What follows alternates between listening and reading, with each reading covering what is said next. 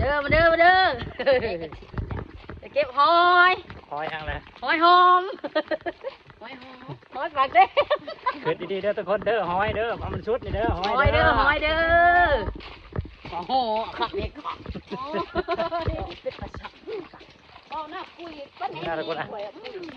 มาพอซองน้องเพิ่นนะทับแพทได้เนาะแพทได้เนาะแพทนะเลยจะแยกบอกเลยทุกคนเลยนาคล้ายๆก็เลยจะแยกบอกนี่เอื่อยพวกนี้เนาะนี่จะเป็นเอื่อยเนาะน้องนี่แทบจะแยกบ่ได้เลยทุกคนเลยมาพอน้องคนน่าเก็บหอยคนที่ไปประจำดอกน่าโอ้ย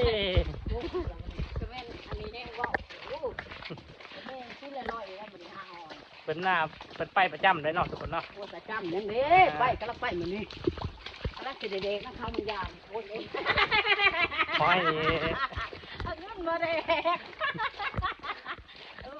ใจหอยนี่บ่เป็นของเป็นนั่นทั้งหลอดมาใส่เอ้าน้องหอยมันนอกเป็นบ้าโอ้มาได้สมบูรณ์เอาโคมใส่ป้าได้มาโคมได้โอ้ปลาโคมได้พี่น้องใส่ได้มาเห็นบอกกระต่ายในไล่อยู่ปลาใส่ในไล่เอ้ามันอะไรมันบ่มืดมันบ่อะไรบ่มันมืดแล้วฮะจากใส่โคมเป็นอย่างอยู่ป่าหอยปากเด้มันที่ไต่อะไรกลางคืนฮะไต่บางคืนหอยมันก็ไต่แล้วโคมก็บาลาซีบาลาหาเขาไม่เนี่ยที่นะเขาบ่เคยจะเถื่อนทุกคนครับเพิ่นว่าเอาโคมมาไต่นะไต่เอาหอยไต่เอาหอยนะไอ้พระจ่ายใช่แหละล้างบุหน่อยขึ้นทำประเด็นหน้าโอเคโอ้บอกกับบาบอกเขาบอกเขาไปแห่งหน้า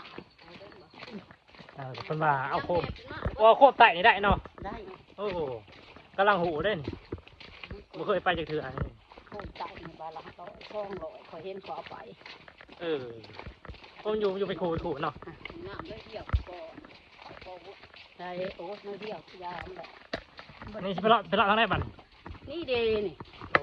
ไก่นี่โอ้ยบนตัวค่ำเนาะเดี๋ยวไปซ้ายค่ะยังบูไปเรื่อย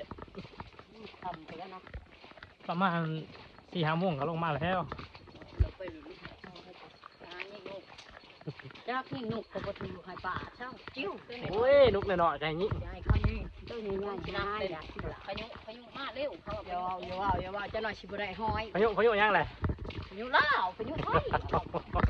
บนไทยยังนะจ้องเขาเอาเกยเขาห้าห้อยเห็นอยู่เนาะแดงเห็นมันไตดีแล้วเนาะเนี่ยเล่นบ่มันน่าจะไตดีแล้วเนาะคือพลนั่นนี่คอยที่นี่พลทำเบิ้ลแล้วพลกล่องคนนี้กล่องคนนี้ไม่ได้ทำใส่บ้านบริถือสามมีลายวะนี่ว่าถือไปลายเพราะอะไรใส่ไม่ลายเมื่อ